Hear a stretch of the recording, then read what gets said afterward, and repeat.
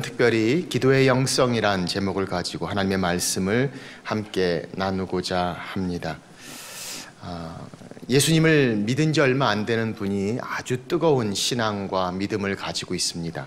말씀과 기도를 얼마나 가까이 하고 또 그 열정이 대단한지 성경 공부마다 기도회마다 빠지지 않고 참석하고 얼마나 뜨거운 신앙생활을 하는지 모릅니다. 그 모습이 참 아름다워서 목사님이 신방 가는 길에 이 분을 불러서 장로님과 함께 신방을 같이 가기로 했습니다. 그래서 목사님과 장로님과 믿은 지 얼마 안 되는 이 뜨거운 분이 함께 신방을 가는 아주 더운 여름날, 장로님이 더운데 목사님 우리 아이스크림 하나 먹고 가지요 라고 이야기를 합니다. 그래서 편의점에서 아이스크림 하나씩을 샀습니다. 목사님이 그 뜨거운 분에게 기도하라고 감사 기도를 부탁했습니다. 실수였습니다. 이분이 너무 익사링해서 기도를 시작하는데 창세기부터 시작합니다. 전능하사 천지를 만드신 하나님 아버지, 그리고 창세기, 레위기, 출애굽기 쫙 오면서 마지막 말라기까지 끝까지 다 기도를 하는 겁니다. 끝나는가 싶었더니 신약으로 넘어갑니다. 예수님 드디어 탄생하시고 우리 가운데 오시고 십자가 다시 오실 예수님 계시록까지 끝났습니다. 끝나는가 했더니 세계 선교로 들어갑니다. 그래서 한참 기도를 하고 보니까 아멘 했더니 그만 다 아이스크림이 녹았습니다. 그래서 목사님이 민망하니까 한 말씀 하십니다. 아유, 다 녹았네요. 장로님이 옆에서 보조합니다. 목사님 그거 노아의 방주 때 다 녹았습니다.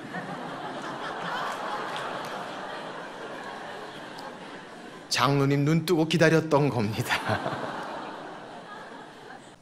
아무리 뛰어난 과거의 기도의 시간을 가졌다 할지라도 내가 지금 기도하지 않는다면 어느덧 우리는 기도를 잃어버리고 있습니다. 오늘 성경은 예수 그리스도의 기도하는 모습을 우리에게 보여주십니다. 다시 일어나고 다시 무릎 꿇고 다시 하나님 앞에 나오는 이 기도의 영성을 회복하는 하나님의 말씀, 오늘 우리를 향해 선포하시는 하나님의 말씀입니다. 오늘 이 주님의 기도의 모습을 통해서 우리가 배워야 할 기도의 영성은 과연 무엇일까요?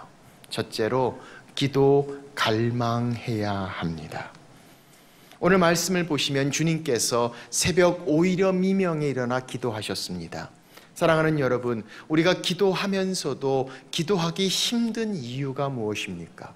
우리가 바쁠 때, 힘들 때, 피곤할 때 우리의 제일 먼저 시간이 사라지는 것이 있다면 바로 이 기도하는 시간이 아닌가 싶습니다. 그런데 오늘 예수님 기도들 보니까 예수님께서도 바쁘셨습니다. 일이 많았습니다. 힘드셨습니다. 오늘 이 35절 바로 전에 있는 32절은 이렇게 설명합니다. 저물어 해질 때에 모든 병자와 귀신 들린 자를 예수께 데려오니 온 동네가 그 문 앞에 모였더라. 예수께서 각종 병이 든 많은 사람을 고치시며 많은 귀신을 내쫓으시되 귀신이 자기를 알므로 그 말하는 것을 허락하지 아니하시니라. 회당에 주님께서 들어가셨습니다. 귀신 들린 자에게 귀신을 내어 쫓습니다. 그리고 시몬 베드로의 장모의 집에 들어가십니다. 장모의 열병을 고쳐주십니다. 바로 그때 저물어 해질 때에 이 소문을 듣고 모든 병자와 귀신 들린 자들이 예수께 왔다라고 말씀하고 있습니다. 온 동네가 함께 모였다라고 이야기합니다. 많은 사람들을 고치셨다고 말씀합니다. 많은 귀신들을 내쫓았다고 성경은 말씀합니다. 점으로 시작된 이 사역은 아마 밤늦게까지 계속되지 않았을까라고 생각되어집니다. 주님께서 바쁘셨습니다. 피곤하셨습니다. 몹시 바쁜 일정으로 끊임없는 시간을 지내셨습니다. 그런데 바로 그 다음날 새벽 아직 날이 밝기 전 미명에 한적한 곳에 나가 주님이 기도하셨다라고 성경은 말씀하십니다. 바쁜 가운데서도 기도하셨던 주님, 피곤한 가운데서도 기도하셨던 주님, 우리는 이 말씀을 보면서 이렇게 생각할지 모릅니다. 예수님이니까 당연히 그러하셨겠죠. 우리는 부족하고 우리는 연약합니다. 예수님처럼 기도할 수 없습니다. 예수님이시니까 바쁜 중에도 피곤한 중에도 저렇게 기도할 수 있지 않았을까라고 생각할지 모릅니다. 그러나 사랑하는 여러분, 한번 생각해 보십시오. 이 세상에 기도가 필요 없는 분이 있다면 아마도 예수님일 것입니다. 예수님은 기도할 필요가 없는 분이셨습니다. 하나님과 깊은 교제 가운데 있었습니다. 아버지와 나는 하나다라고 말씀하신 그분입니다. 그런데 그 예수님께서 그 바쁜 중에, 그 피곤한 중에도 새벽 오히려 미명에 그렇게 기도하셨다면, 부족하고 연약하고 하나님의 지혜와 하나님의 능력이 필요한 여러분과 제가 얼마나 기도해야 할까요? 종교개혁을 이루었던 마틴 루터가 그런 이야기를 남깁니다. 종교개혁을 위해 그는 얼마나 바빠졌는지 모릅니다. 강연도 해야 되고 책도 써야 되고, 하루는 그가 이렇게 이야기합니다. 오늘은 내가 할 일이 너무 많아, 너무 바빠, 2시간 더 기도해야겠다. 일이 더 많아지고 바빠지면 기도하는 시간이 주는 것이 아니라 일이 많아지고 바빠질수록 하나님의 도움이 필요합니다. 하나님의 인도하심이 필요합니다. 하나님의 능력이 필요합니다. 그러므로 내가 더 기도해야 되겠다라고 이야기합니다. 그렇습니다. 오늘 그 기도를 향한 갈망이 우리 가운데 있는가? 하나님 앞에 나와 교제하며 주님과 대화하는 것, 여러분 생각해 보십시오. 피조물인 우리가 창조주신 하나님과 대화할 수 있다는 그 일이 얼마나 놀랍고 영광스러운 일입니까? 하나님 아버지와의 대화, 그 기도를 향한 갈망의 모습을 성경은 설명하고 있습니다. 어떤 분들은 이 말씀을 보면서 예수님께서도 새벽 기도를 하셨다고, 다 새벽 기도에 나와야 된다고 이야기하는 분들도 있습니다. 그러나 그것은 정확한 표현은 아닐지 모릅니다. 새벽에 하나님 앞에 나와 그 하루를 시작하기 전에 기도하는 것, 지극히도 성경적인 것입니다. 그럼에도 불구하고 오늘 이 말씀을 통해서 주님은 새벽뿐만이 아니라 밤이 맞도록 기도하셨습니다. 산에 올라가셔서 기도하셨습니다. 그러나 일정한 시간을 두고 한적한 곳에 하나님과 함께 할 수 있는 그 시간을 우선순위를 두며 기도했던 사실은 지극히도 성경적인 내용이 아닐 수 없습니다. 그래서 우리는 이 한적한 곳을 quiet time, 조용한 시간이다라고 이야기하기도 하며, 하나님과 독대하는 시간, 주님과 교제하며 그 만남의 축복의 시간을 우리는 말씀하고 있습니다. 사랑하는 여러분, 오늘 우리 가운데 그렇게 하나님과의 교제를 향한 갈망이 있습니까? 주님과의 대화에 대한 갈급함이 우리 가운데 있습니까? 피곤하고 바쁜 가운데서도 더 주님의 은혜가, 더 주님의 능력이 필요합니다. 하나님 앞에 나오는 그 시간, 성경은 바로 기도의 갈망이라고 우리에게 말씀하고 계십니다. 그래서 찬송가는 이렇게 노래합니다. 기도하는 그 시간, 그때가 가장 즐겁다. 이것이 정녕 우리의 고백이 될 수 있을까요? 기도하는 그 시간, 그때가 정말 괴롭다라고 찬양하고 계시지는 않습니까? 오늘 성경은 새벽 오히려 미명에 피곤한 가운데서도 하나님 아버지와의 대화 앞에 나갔던 주님의 갈망을 말씀합니다. 기도 갈망해야 합니다. 두 번째로 기도해야 합니다.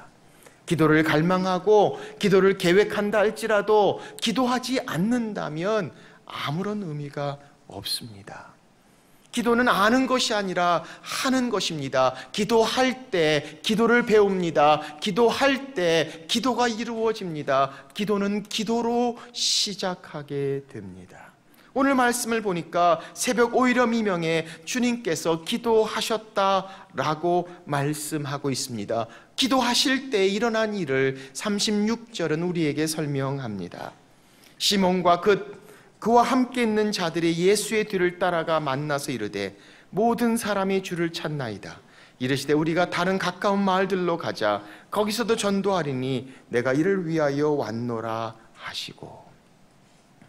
주님께서 기도하실 때 제자들이 따라왔습니다. 그리고 주님께 이렇게 이야기합니다. 주님, 모든 사람이 주님을 찾고 있습니다. 많은 사람들이 이미 모여 있습니다. 인기 참 좋습니다. 아니, 얼마나 많은 사람들이 주님을 기다리고 있습니까? 그런데 그 장면에서 주님 말씀하십니다. 다른 마을로 가자.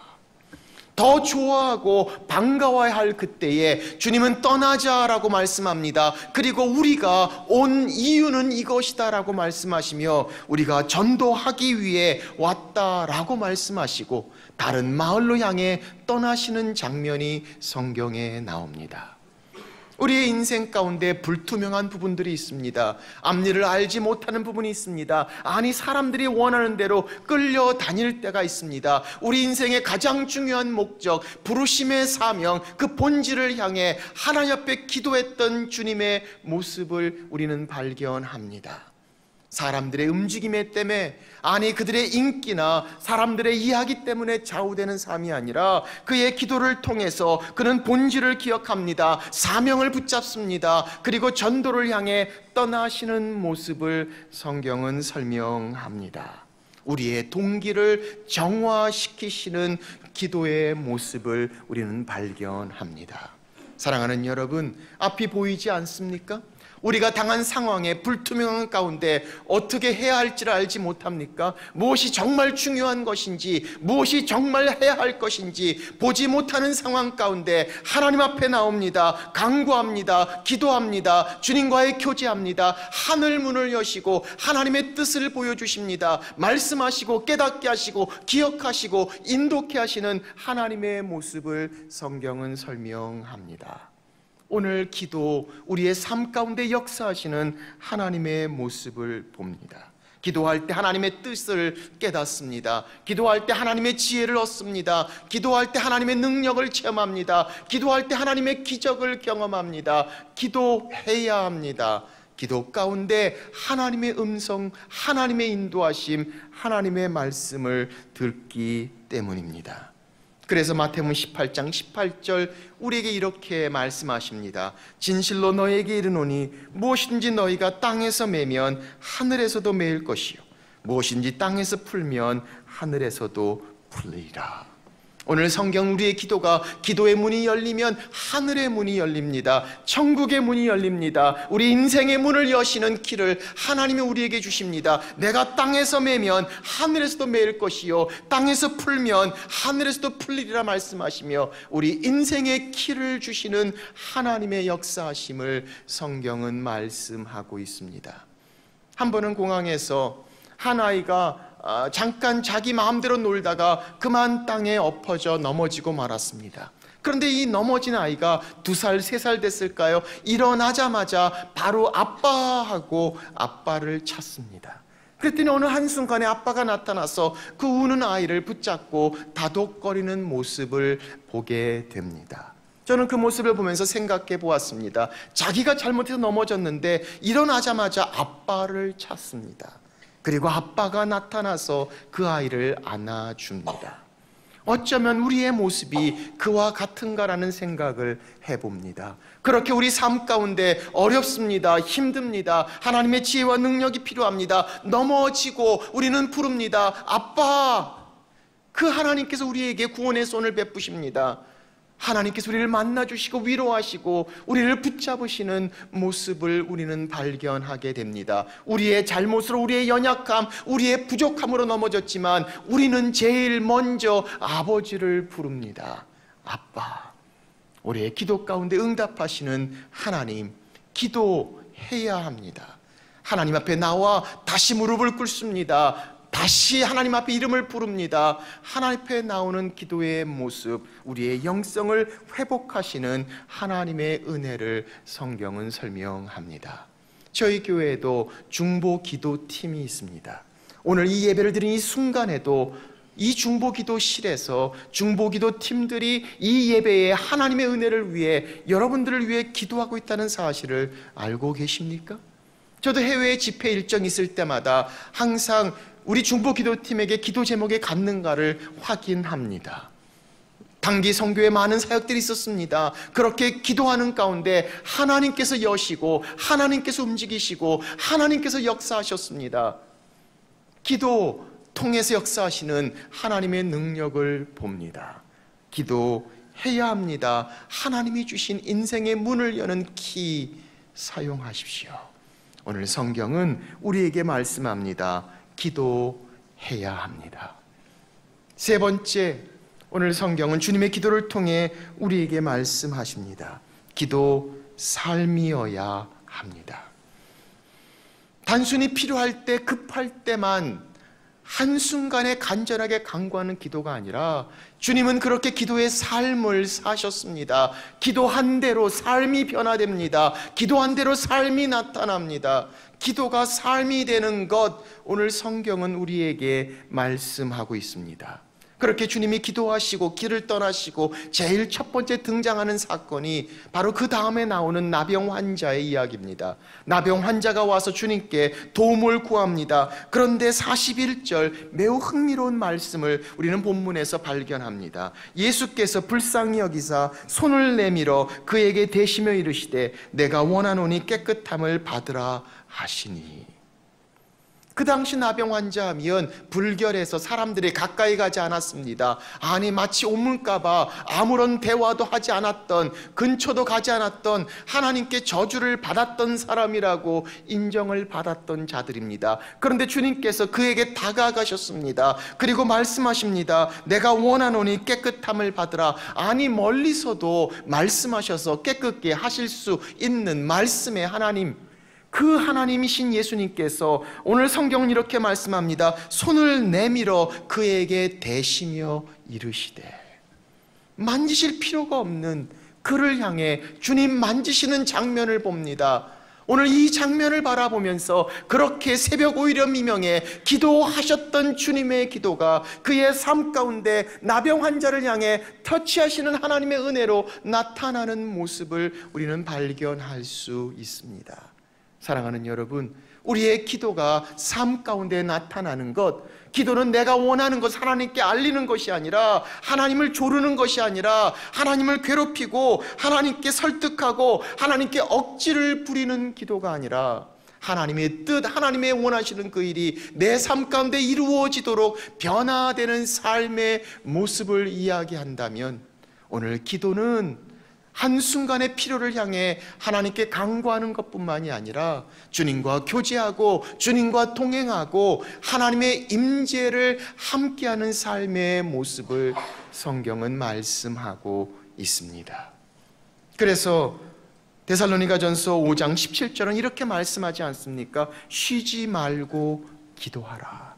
아니 어떻게 쉬지 않고 기도할 수 있습니까? 할 것도 많이 있는데, 그런데 이 기도는 하나님과의 교제를 이야기합니다. 주님과의 대화를 이야기합니다. 깊은 만남 가운데 하나님의 임재 가운데 있는 삶의 기도, 바로 이 기도의 삶의 모습을 성경은 말씀하고 있습니다.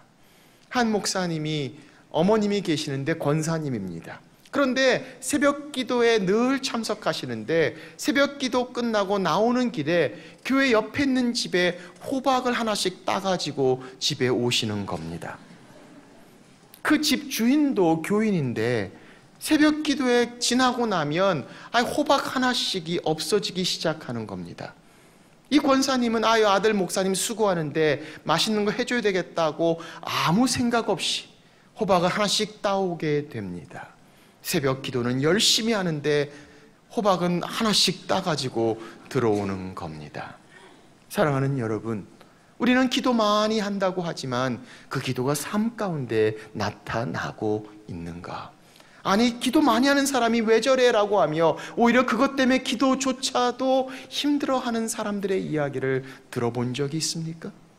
정말 기도하고 정말 가까이 있는 사람을 향해 기도하지 못하면서도 거창한 기도 제목은 뜨겁게 기도한다고 이야기하는 우리들의 모습을 바라본다면, 오늘 성경은 우리에게 말씀합니다. 삶이 되는 기도의 모습, 하나님의 임재 가운데 동행하는 삶의 모습을 성경은 말씀하고 있습니다. 그래서 오늘 그렇게 주님 앞에 나아갑니다. 하나님 손에 들린 동전 몇 푼을 향해 구하는 기도가 아니라 거룩하시고 전능하신 하나님의 손을 붙잡는 기도, 그렇게 하나님과 동행하는 기도의 삶의 모습, 오늘 성경은 우리에게 말씀하시는 기도의 영성인 것을 보게 하십니다. 사랑하는 여러분, 오늘 여러분과 제 삶 가운데 기도의 문을 열어야 합니다. 다시 일어나야 합니다. 다시 무릎을 꿇어야 합니다. 다시 깨어야 합니다. 다시 하나님 앞에 나와야 합니다. 다시 하나님의 이름을 불러야 합니다. 우리의 기도의 문이 열릴 때 하늘의 문이 열립니다. 우리 가운데 역사하시는 하나님, 새 일을 이루시는 하나님, 우리의 대화를 통해, 우리의 교제를 통해, 우리의 축복의 시간을 통해 우리에게 말씀하시는 하나님, 오늘 이 하나님과의 깊은 교제, 기도의 삶, 기도의 영성, 여러분과 제 삶이 되시기를 주의 이름으로 축원합니다.